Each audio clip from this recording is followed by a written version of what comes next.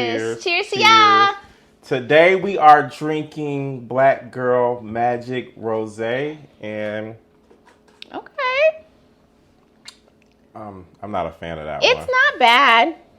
Not a fan of that one, but Okay, so It's really dry. It's dry. So if you Okay. like dry wine, this is going to be a really good choice for you. It's not horribly sweet, and it's a dry wine. So this is a good one if you like dry wine, not too sweet. no, I'm not feeling it. oh, what can you pair dry wine with? You said you're the wine snob. Yeah. I mean, I am a wine snob. Dry wine this kind of wine would probably go best with like anything white.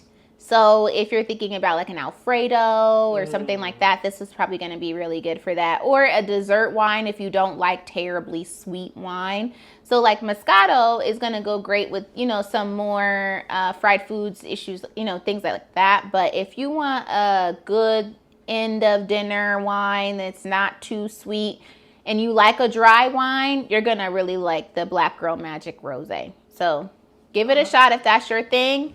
It's not Ed's thing. Ed likes sweet wine. Nah, I'm good. Terribly sweet. I'm the same way. We're gonna use it for today, but They tell me I drink Kool-Aid, and I'm Nah. okay with that. Look, then you're going to love Italian wines, especially northern Italian wines. Like, you're going to love those. And even, you might like even a German wine, like a German Riesling. That may really, do you well. That may be as, non-sweet as you get. All right, I love it. Listen, you giving us wine tips. I love that. Okay. I love wine. Christians drink wine. Come on, It's off the somebody. vine. Read your word. Come on. All right, y'all. I need you to reach down beside you and get our handy, dandy white. Let's go. I It's love game these. time. It's game time. Yeah, because you've lost It's game so time. much. Whatever. This isn't a Cheater. game yet, though. This one's not a game. Cheater. But, okay. All right. So today we're talking about first choices. Mm-hmm. And this is all for fun, okay? Mm-hmm. This right here is all for fun. Name the celebrity, okay? Mm-hmm. Name the celebrity that your spouse would have loved to marry. Oh. I I'm think not I know sure. who you picked. I'm not sure. And 3, 2, 1. We have Carrie Hilson and Morris Chestnut. You know what? I would have said Morris Chestnut. That's what I figured. If I had not met him in person and found out that he was short. He's a short king. Oh my God, he's like 5'6". Really? He's tiny, itty bitty. Okay. Ooh. But Carrie Hilson, I know. My name is Carrie. I'm Carrie so Hilson's very. correct? Yeah, I mean, He Okay. always loved Carrie Hilson. Be that honest. was years ago, but yeah, yeah. And Who now, would it be now? I don't. he's I really don't married know. to who he has. I'm married to who I want. I don't know. Amen. Uh, All I right, don't know. now here's the real question. Are y'all ready? Yes. Did you marry your first choice? My first choice. And 3, 2, 1. Okay, I like that. Yes. Best I ever had. Mm. All right, we can put the boards down, Okay. and we will be back after this.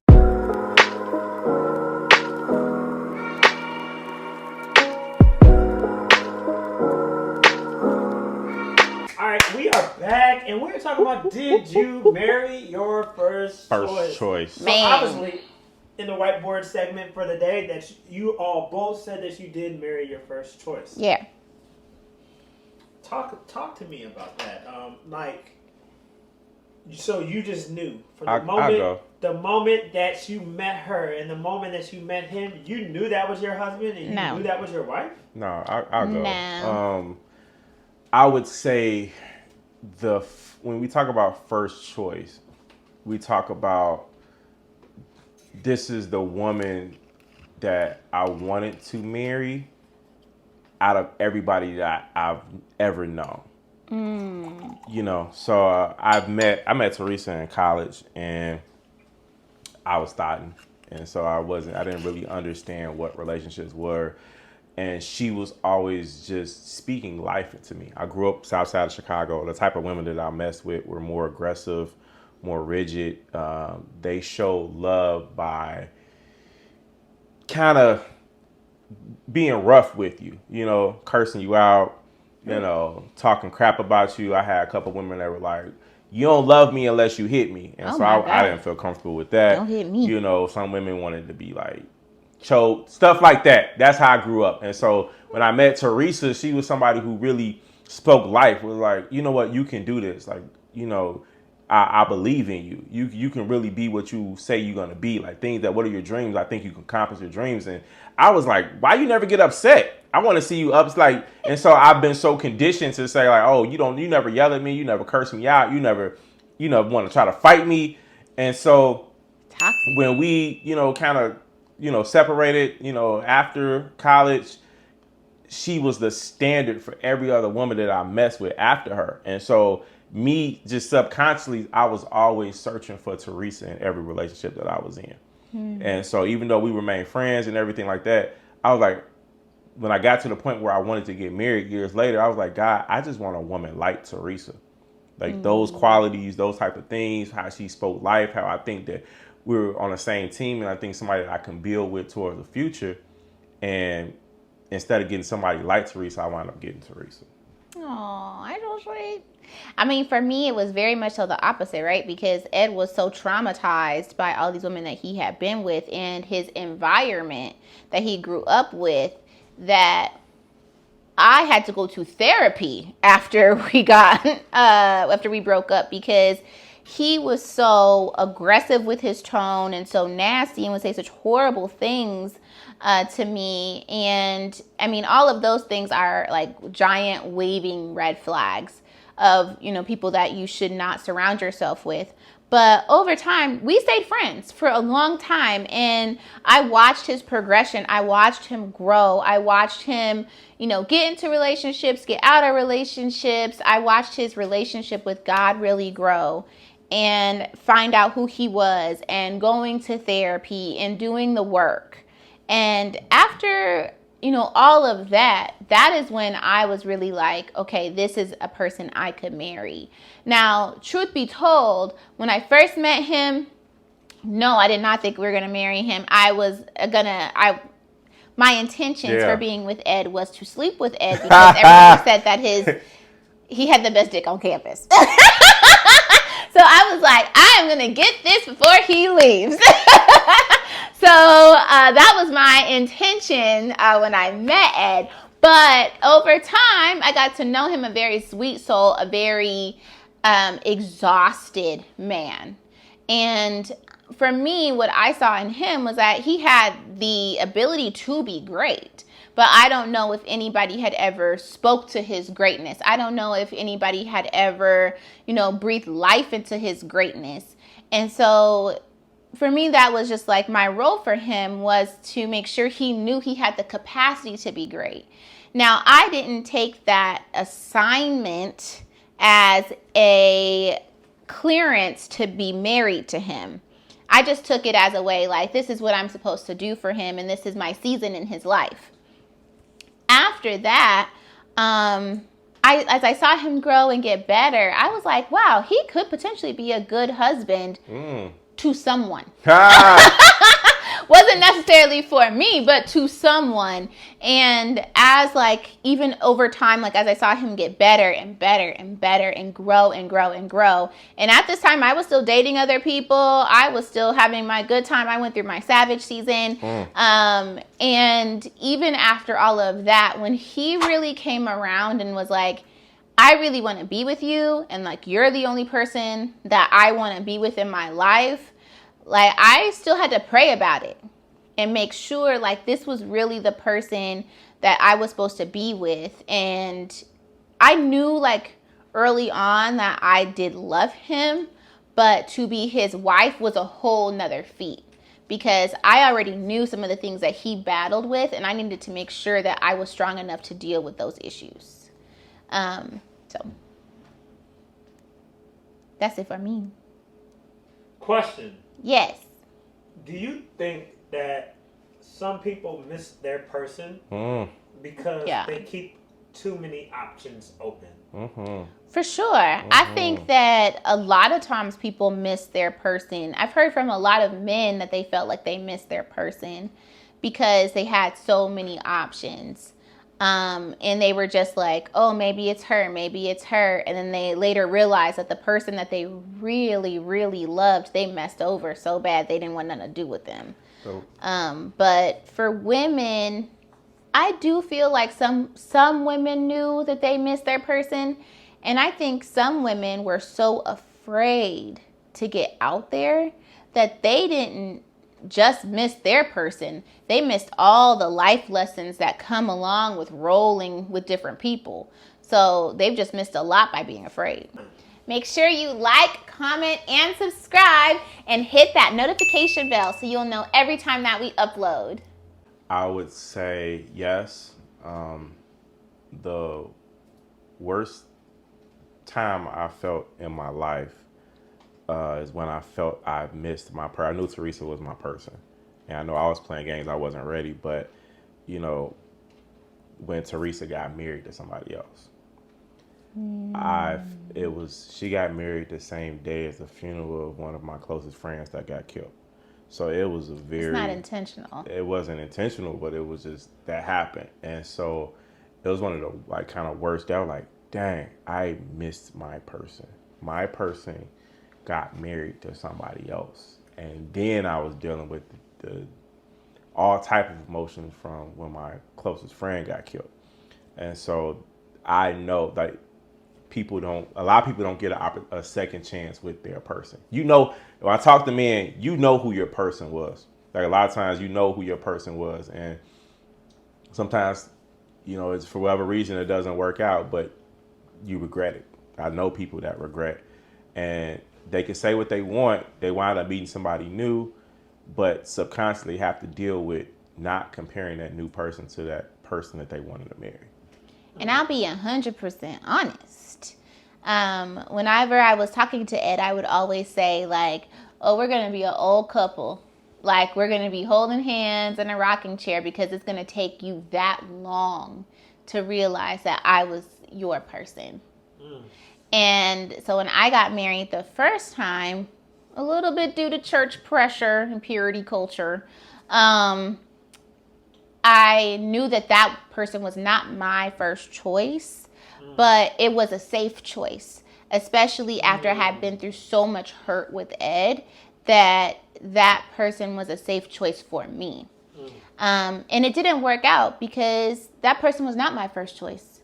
And I did not want to be in that marriage. And I had to really go through therapy with someone else, obviously, but also going through with myself and doing the work and realizing what role I played in my own divorce, and what role I played in that marriage, because I knew like I was not sexually attracted to that person, and that the church really did set us up to make sure that, we could succeed. And I was going to be, this fancy titled person, at the church. And Come on, thank you. And all of that, to say that wasn't necessarily anything I wanted, but just something that I thought was acceptable at the time. So whenever we talk about purity culture and all that, it hits a different place for me, because for me, that's really what I thought was the right thing to do. And that's why I always say you need to have a relationship with God for yourself, and make sure that you are communicating with God about your choices and really, really going in prayer about your choices. Because just because you think something is right, it sounds right on paper and it sounds right, like this is what is the logical next step, does not necessarily mean that is a step that God has for your life. And after I got out of that marriage and I walked through that thing with God and my therapist, I realized a lot of things about myself, and realizing that, I never want to get married again to somebody who's not my first choice. Not somebody that I just pick because it makes sense, but make sure that I'm picking someone that, one, I know I can be with. I know I can deal with their demons. And 2, like, I know that this is my person. So what would you have done if I got married to somebody else? I just would have got married. Well, I don't know. Maybe I would have got married to somebody else. Mm-hmm. Maybe I just would have traveled the world and minded my business. I mean, my friends will tell you flat out, my village is very strong. And I had told them, I'm about to have a baby. With who? We don't need to know. Like, we were just going to go to a sperm bank and have this baby, and we're all going to raise this baby. It's going to be a village baby. Because I knew I wanted to be a mom, but I didn't necessarily know, 1, if, you were ever going to get it together. And 2, if, like, there was anybody else I really wanted to be with, because you were the only person I wanted to be with. So, Ed, if I can ask you, during the time where she got married, what was your thought process? Did you and then afterwards, did you date? Did you continue to date? Did you well, that's a wrap with that? Or did you say somehow, some way, I'm going to get her back? Well, my mindset, I was not always saved. So, okay. So what? I was probably going to take that nigga out. Keeping it all there. But I remember when one of my guys told me that she had got engaged, and it's so toxic, but we keeping it here with Safe Space. I thank y'all for listening here. If you haven't, please like, subscribe, follow Ed and Theresa. But when I found out that she was engaged, remind you, she's not even my girlfriend at this time. No. I found out she was engaged. It was a rush of just pure rage that came over me. And it was like, I'm about to go kill this dude. Wow. Period. I'm about to go see him, and I'm about to go kill this dude. And so I literally got in my car. And so she was in Ohio. I was in Chicago. It was a 6.5 hour drive. So I literally got in my car. I drove, the grace of God. I wasn't even really saved in. Grace of God. I remember it. I found out probably 8, 9 o'clock at night. So I'm about to drive overnight to go to Ohio, take this dude out. And so you was in your Matt Barnes bag. Woo! Yes, I was in my Matt Barnes. And I tell you that man was shaking in his boots. He was like, "Do you think Ed's really gonna come up here?" And I was like, "Yeah, probably. But you should stand your ground." I was probably an hour into my drive. I remember I was just so when I get to that moment, I really had to go a lot of therapy not to get to the few moments that I got in my life where I was like that. I have no conscience about time. I have no conscience about where I'm at. I'm just singularly focused on whatever I'm focused on. I was focused on that, and I just remember I was getting so many phone calls, and so I answered one phone call, and I remember when my guy was like, "You just need to stop wherever you at, and just stop driving, stop where you at." And I wound up pulling up into this Walmart. Probably I came to myself. I was probably an hour and a half from Chicago, and pulled over in Walmart. It was Walmart, super Walmart. It was open 24 hours. And I just sat there, and he talked to me, just calmed me down, do not go up there and do that. She made her choice. This is who she want to be with. Don't go up there and just do something stupid and ruin your life. And so I just was so angry and just pissed off. But I, sat there and went back home and dealt with it. But it was a lot. And it's toxic thinking about I was the one who put myself in that position to begin with. I was the one who caused her to leave. I was the one who caused her to have to find somebody else. I was the one who did that. But sometimes as a man, your ego gets in the way. Your pride gets in the way. You can't believe that this is happening to you without even considering her. So that's how I initially processed it. But, it was rough. It was rough. It's like, man, I really can't believe that this is, who she decided to want to marry. And I remember, as this months later, I had called her, and I think we had talked or something. There was a conversation, and I still that's still mine. I didn't know how still mine. I was like, that's still mine. It's still mine. Yeah, that marriage ain't work out and whatever. But I was like, it just was like, that's still mine. Trash. That's still mine. And so, this is keeping it a butt. Yeah. It's still mine. But I knew that if I ever got the opportunity to get her again, I want to keep her. I want to keep her. I wasn't able to then. And I know we probably talk about it, but I remember, I'm in law school, we still friends. You know, at that point, we like, you know, she's single. We messed around or whatever. And she came up this last time she visited me in law school.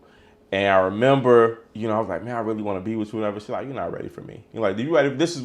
You ready for me? This is what you need to do. I'm a 3L about to graduate. She's like, she's already a full lawyer. This is what you need to do. She said, you need to graduate law school. You need to pass the bar. You need to get a job. You get all that, then you can holler at me. And I remember after that, she got into a relationship with somebody else. So she got a boyfriend full on. I was like, yo, just heated. I'm like, all right. I remember that. Months later. He was on 10. And I was like, boyfriend. Boom. I can't be just friends with you. Graduated law school, passed the bar, got a job. I want you. I had to honor my word. And she was in a full relationship with somebody else. She was in a relationship with somebody else. I was like, I don't care about that. That relationship also wasn't working out because, you know, he had his own issues. I don't care. That's what I want. A man knows what he wants. See, that's the thing, too. We talk about that. Oh, I'm looking like a man knows what he wants. And ladies, he might not tell you. But a man knows what he wants. It gets to the point where he's like, I cannot live with the fact that you might be with somebody else. Yeah. Even if they use excuses, oh, I don't know about it. No, a man knows the words that they use. It's more we, us. How are we? No, instead of like, oh, I have no. It's. I agree. Like, I think a lot of times men who aren't intentional with their words, like women, we get caught up and we read everything. Like if you gave us 5 lines to read, you know, you said 5 things to us, we're reading in between the lines of those 5 things. And sometimes you just need to really listen to what they're saying and they're telling you exactly how they feel. So there's not been a situation where it's like, oh, any man has denied that I have wife qualities. I've never had that situation where a man has been like, oh, you wouldn't be a good wife. Mm-hmm. My problem has been, I don't necessarily know if you're my husband. I've dated a lot of really great men who will be great husbands or are great husbands now to their wives, but they just weren't my husband. And I knew that man I was dating at the time wasn't my husband. I was just waiting for the right opportunity to break up with him because to me... I just think there are certain situations you don't break up with people. Like Ed is the person that like, if he knows right away that, you know, we're not going to work out, he cuts you off immediately. I ain't wasting no time. I'm not that person. I'm like, okay, well, your birthday's coming up, or it's Christmas, or it's Thanksgiving, or it's, you know, Valentine's Day. I don't want to break anybody's heart around a holiday. Don't give me no pity relationship. I don't want anybody to associate our breakup with that holiday. But I'm like, I would ask the woman, are you gonna break up with me? How long you knew you wanted to break up with me? Months. Like, nah, see, that's some trash. Months. That's some trash. I've already broken up with you mentally, in my head. Yeah. Mentally. A long time before we actually broke up. So, and my friends all know we're breaking up. Like, there's no secrets that we're breaking up. Everybody know but the person. Everybody but that person. I mean, I got really lucky with the last one because he broke up with me and that worked out great. And then he said like, oh, we're on a break or something. But if you break with me, we broken up. I'm done. So then later when he was like, oh, let's get back together, I was like, oh, no, I'm in a whole nother relationship. We've been broke up in my head for months. And then you went ahead and did the do. So like, we're good. Don't do no breaks if you don't want to break up. Like that's the way I've always felt. That's the thing too, fellas. The ladies might have somebody that's waiting for you to break up. Wait for them to be single. Snatching.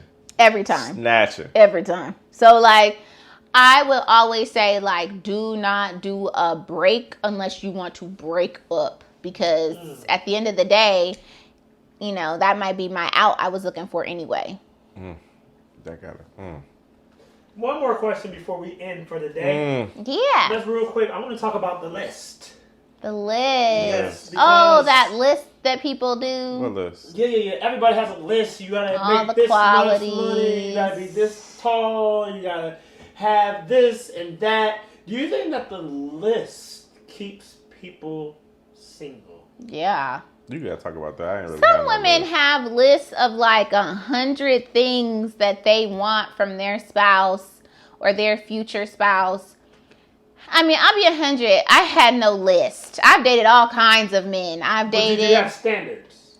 I mean, I've always had a standard. Like, you can't be no broke man. I ain't gonna lie. I'm not a broke girl. So I like to have all of my things done for myself. So I like my nails. I like my hair. I like, my clothes. I like a house. I like a car. So there are standards I've always had for myself, but those are standards I've had for me. So I expect that you can take care of your standards for yourself. So if you like to go to the barbershop or, you like to have your hair cut, like I expect you to maintain your own standards. And I've always made enough money to maintain my own standards. But as far as like what we need to bring together to the table, it was just like, can you pay your share? Like, can you pay your share of the bills? And as long as you could pay your share of the bills, like, that's all I cared about as far as like money was concerned, which is why I always said I had to date a richer dude, because I have high expectations of where I want to live, and where I want my kids to go to school. So I guess if that's like the list, then like that was my list. But like it wasn't as far as like 100 things he has to have, and I'm not praying over this list or like spraying bless oil over this list or whatever. I didn't have a list like that, but I do know a lot of women who have lists like that. I think it can hold you back a little bit, because it can make you think like they have to have all these attributes that you yourself don't have. So to me, as long as your list matches the values that you currently have, so if he has to have 6 figures, you also make 6 figures. If he has to have a car, you have a car. If he has to have a house, you have a house. If, whatever he must have, you also have. Like if he has to be patient and, full of, longevity and be great in bed, then you better be all of those same things. So like as long as the list match, then I think that that's fine. But like if he's got to be 6'4", dark and handsome, and you're 5'2" and kind of chunky, then you need to like make sure your list match. Like my thing is, and I'll get into like what my list was, whatever. But my thing is, where does these superficial qualifications come from? I don't know. Is that coming from social media? Is that coming from this fallacy or idea of this man that you married years ago that you want your spouse to be? Like what is going on with these lists? Like for me, I wanted her to love God, be able to pray, and be, tall, and I didn't like fat women.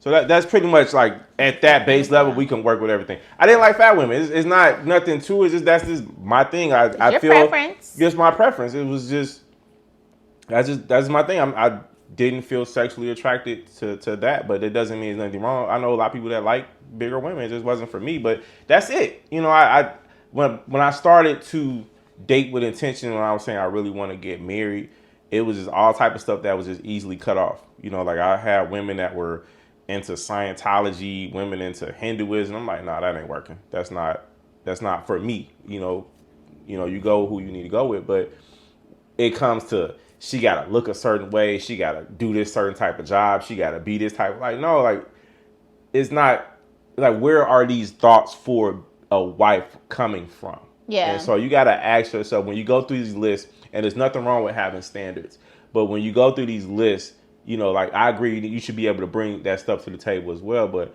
why are you asking this of your spouse? Where's that coming from? And like, is this your idea of perfection? Because like, are you perfect? Can you work with somebody who's also imperfect? You're not perfect. You just might be perfect for that person. And it's really, can you grow with them? Can you learn with them? And just because they're this way today doesn't mean they're that way tomorrow. Yeah. So you better make sure you like who they are, because they're going to change. They're going to evolve. And then you don't want to get left in the dust. Like, are you happy with them at their core? And I really think that women need to really evaluate what's on their list, and men too. Evaluate what's on your list, because I have heard men's list as well. And I'm just like, do you have an internal like narcissism problem that you need to work out? Or do you have like, I want to control somebody or mentally control somebody that you need to work out? Or, you know, like, what is this? Like, why are you so attached to this list? And if you get somebody who meets all the standards of your list and you find that it's still not what you want, did you even know what you wanted to start with? Think about it. Like, think about who you are and who somebody else is and say, can we mesh? Can we make it work together? Do we have a good friendship? Because to me, I treat my friends differently than I treat somebody I don't know. So my friends, I give a lot of grace to. You can make a lot of mistakes. You can make a lot of, you know, like you can have a lot of errors. We can have a lot of issues. We're going to grow together and grow through that. But sometimes when we get with somebody in a relationship, we don't give them that same grace because they're not our friends. And so we give them limited space. You only have this much room for error. But your friends, your good girlfriends, your good Judys, you give a whole world full of space for them to make mistakes. Your good girlfriend could have left you at a club stranded because she went home with a dude and she was the car ride, and you'll still talk to her tomorrow. But your man cannot close the cabinet and you could be like, I'm ready to leave you today. Like, come through, like, look and see what is the problem here. And the problem is really grace. We're willing to give a lot of grace to our friends and little grace to our significant others. So make sure you're giving that large amount of grace to your significant other, which probably means that person needs to be your friend. And I married my friend. And your first choice. And my first choice. Kudos to me. Cheers! Cheers. Cheers to y'all. Cheers to another successful episode. Thank you guys for listening. For those who were listening, here's the question of the week. Ooh. For the married people, did you marry your first choice? And to those who are dating, do you know who your first choice is? Man, make sure you like, comment, and subscribe, and hit that notification bell so you can get a notification every time we upload. We love you guys. We appreciate y'all. Bye.